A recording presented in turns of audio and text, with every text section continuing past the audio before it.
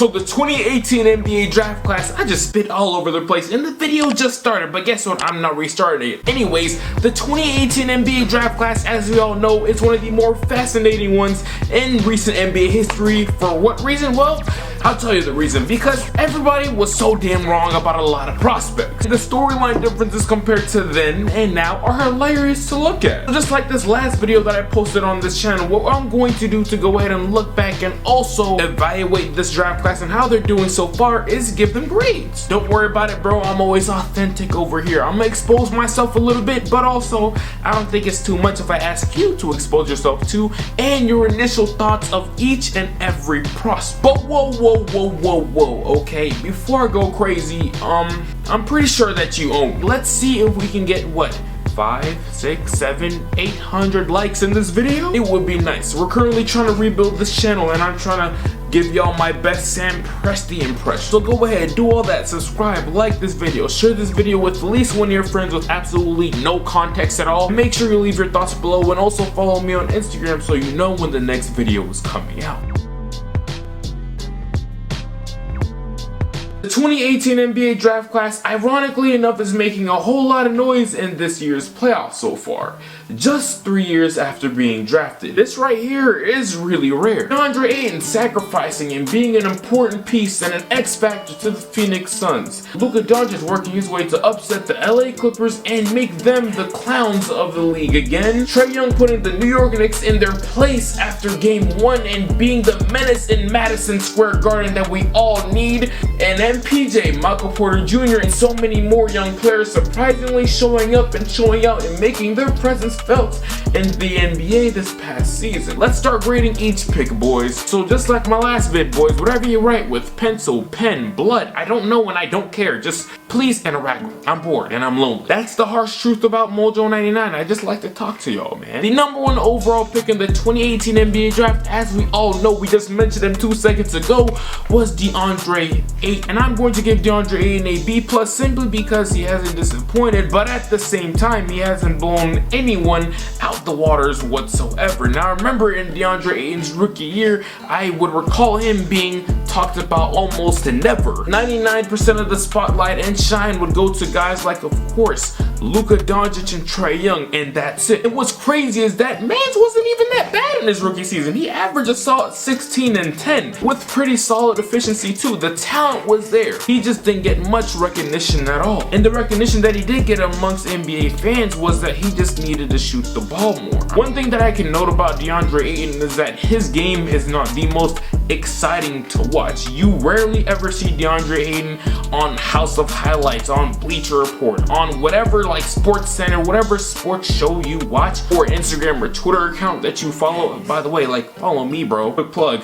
You never see him there. So if you don't hear about him on the court, is this man like interesting to see and hear about, or like anything at all off the court like an Anthony Edwards is? No, DeAndre Ayden is silent. So he went from averaging 16 his rookie year, 18 in his sophomore year, and now this year with CP3 on his team, a much more developed Devin Booker, a newly added Jay Crowder, Mikal Bridges, who's developed also. His averages ticked down to 14 points per game, but this is by far the most efficient that he's been throughout his entire career so far. So DeAndre Ayden, I know if he really wanted to, in his third year, he could be putting up 20, 21, and 10 easily, but he'll be putting up that 21 and 10 for a losing team. That's not to say that he can't put up 21 and 10 and win one day. He probably could, but as of right now, the timeline just does not work, and he's asked to make sacrifices. And DeAndre Ayden is not an upset or a bad pick whatsoever. Everyone back in the day, what gave this man the crown as the #1 consensus overall pick? If the Phoenix Suns were to go ahead and select a Luka Doncic or Trey Young or Mo Bamba, because people were on his nuts back then, the city of Phoenix would have burned down to the ground, and that's just facts, bro. The #2 overall pick in the 2018 NBA draft is Marvin Bagley. Now, I'm not only saying about Marvin Bagley because that's just how impressive his NBA career has been, not really at all, but also my camera is about to die. It is on 1 bar or maybe 2. I don't know. I can't really see. But I'm going to give Marvin Bagley a C. I'm going to keep this real short because that's Marvin Bagley's NBA career so far. We barely see him on the court these days, and when he is on the court, he's not making too much noise. Now, I wish I could give you guys more insight and hindsight, but bro, I'm being real. I don't watch too many Sacramento Kings games, and when I do watch the Kings games, who the hell is looking out for Marvin Bagley? I'm sorry, but it's not me. One of the very few things that I do know about Marvin Bagley though is that he's been through a lot of injuries in the last 3 years, and he just can never find himself on the healthier side of things. Anyways, on to the third pick. The most exciting pick out of this draft class, Luka Doncic. Man, I can't give this man nothing less than an A+. A++ if you ask me, of course. They call this man Wonder Boy, Luka, Magic, Chip Scarlett, like all that, bro. I give it to you. This man is looking like he will at very least finish his career as a top 30 talent in NBA history. Point blank period. He could retire today as we speak, right now in the making of this video, and be a Hall of Famer solely because of his accolades in the EuroLeague and also the few accolades that he's collected in the NBA in such a short span of time. Luka Doncic is like that, and a lot of people like me, every Hawks fan, every Suns fan, every Sacramento Kings fan wish that they drafted Luka Doncic. Luka Doncic is just simply that dude. The fourth overall pick in this draft class was Jaren Jackson Jr. Now, Jaren Jackson Jr. is someone that I personally was standing for heavy back in the day, and I wanted the Atlanta Hawks to draft him. Now, thankfully, they didn't draft him. No shots at him, but obviously we were much better with who we had, Trey Young. But Jaren Jackson Jr. back in the day was mostly compared to Serge Ibaka because of his three-point shooting, his length, his similar shot blocking skills, and just how simple and straight to the point his game was. A lot of people didn't eye and see how much potential he had as a ball handler and how he could get his own shot off and all that type of unicorn cool potential that we all like fall in love with today. This draft pick was of course an A because now they have a two-man tandem, a two-man duo between Ja Morant and Jaren Jackson Jr. that will thrive and take Memphis to places that they've never been to before in the future. That's a solid A for me, boys. And also another A, shit, I'm gonna give him an A+. Is Trey Young, the 5th overall pick in the 2018 NBA draft that was selected by the Dallas Mavericks that was ended up being traded to the Atlanta Hawks. We all know this. Man fits exactly what the city of Atlanta is. Atlanta's a flashy city, bro. Atlanta's a city that has all the glam and glare, and it's just like a really aesthetic place. Sadly, an aesthetic place, an aesthetic city with a whole lot of non-aesthetic, you know what I'm saying, sports history. We're known to be losers, bro, and the only like sports team that I claim in Atlanta is the Atlanta Hawks because it's like my favorite sport, and that's it. Trey Young got the heaviest bust talks out of every single prospect except for maybe Luka Doncic out of this draft class, and he went out and proved people wrong within the first, I want to say 55, 60 games in his NBA career. Now remember, I'm not going to lie to you, I'm not going to throw out some inaccurate information. Trey Young was struggling heavy throughout the first 10 games in his NBA career, threw up the most atrocious stats, had hella turnovers, had hella missed shots and all that, but he found his way through, went through the motion and lived up to the hype that a lot of these scouts were giving him back in the college. A+ for him, bro. He is the superstar that Atlanta has never had before, and I mark my word, bro, he's going to be the greatest Hawk to ever play. Point blank period. The 6th overall pick back in 2018 was Mo Bamba, and long story short, I'm just giving this man a C. Nobody hears about this man ever. The only time you hear about this man is, you know what I'm saying, I ain't gonna lie, about that song with Sheck West. And if you don't hear about him because of that, then you just don't hear about him at all. He's just now getting more minutes and opportunities since Nikola Vucevic obviously been traded away from the Orlando Magic to the Chicago Bulls. And what's awkward enough is that the only man who Mo Bamba is competing for minutes now is the 7th overall. By the way, I'm giving Mo Bamba a C. The 7th overall pick, Wendell Carter Jr., and I guess I gotta give him a C+ because I liked him more as a prospect as Mo Bamba, but still, he's just not too good. He's been improved. I think he's a better player than Mo Bamba, but he's just gonna have to show me a little bit more on the Orlando Magic. Now, the next pick in that NBA draft came from the Cleveland Cavaliers, and that's Collin Sexton. Collin Sexton has to win the award of the least talked about but the most talented prospect out of this draft class. He's averaging what, like 24, maybe 20. I think he's averaging 24 points per game this past season, and he's improved his, of course, defense and also his playmaking. That's something a lot of people get on his back for, but he's been doing that, and he's just been in the shadows lurking again because he plays for the Cleveland Cavaliers. Regardless of the fact, though, he's helped giving them some sort of direction and some sort of identity. Slowly but surely, the Cavs are working their way, and they won't have such an okay future without Collin Sexton. If you ask me. The next pick, Kevin Knox. Oh man, goddamn. I'm not gonna say too much. I'm going to give this man an F simply because of the expectations that I have for him like 3 years ago. Look, bro, don't judge me, but look at this clip. Look at what I said about Kevin Knox.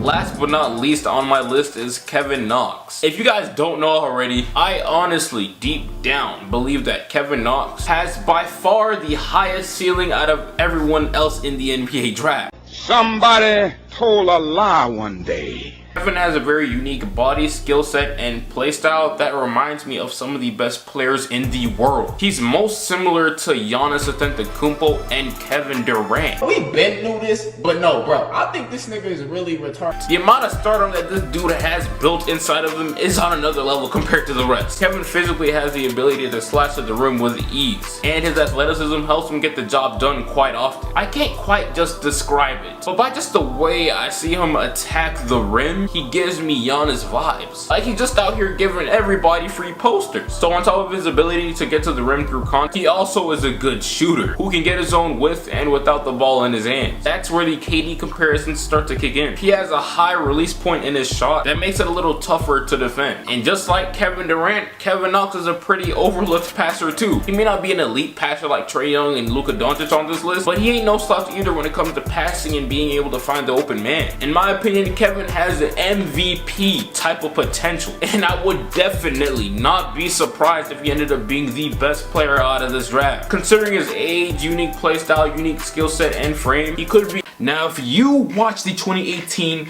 Summer League, then you would understand why. If you didn't, then you would have no idea what the hell I'm talking about, and you would think that I'm high off of the most exotic drugs on the planet. But trust me, I wasn't. Everybody was thinking like me back in the day. Anyways, Kevin Knox, bro, you don't even get minutes anymore, and you play for the Knicks. You're an L, bro. I can't believe my camera has not died yet. Anyways, Mikal Bridges, I'm going to give that man a solid A because he's a super solid 3-and-D player, and he's like, his game is basically straight to the point. Super long, octopus, alien-like arms. I ain't gonna lie, he is one of my favorite.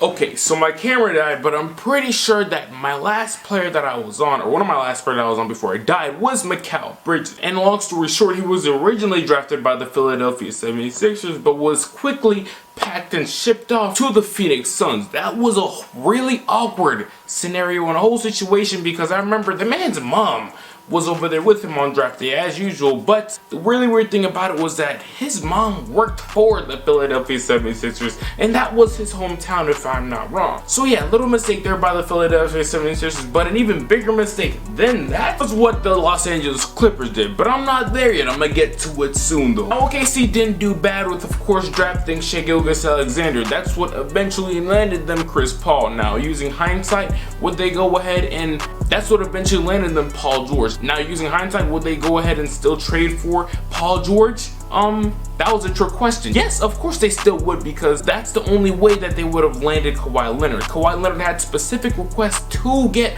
Paul George on his team, and that's the only way he was signing, and the Clippers did that to go ahead and get Kawhi Leonard. It was a domino. Anyway, Shai Gilgeous-Alexander has developed each and every year into a brand new player and has surpassed what everybody thought he could be. And he's looking like he could easily be a top 25 player one day in the NBA. The Charlotte Hornets ended up selecting Miles Bridges, who is one of the most entertaining players, not only on the court but off the court, because bro, I ain't gonna lie, have you heard his raps? If not, I highly suggest go ahead and pause the video, type in Miles Bridges.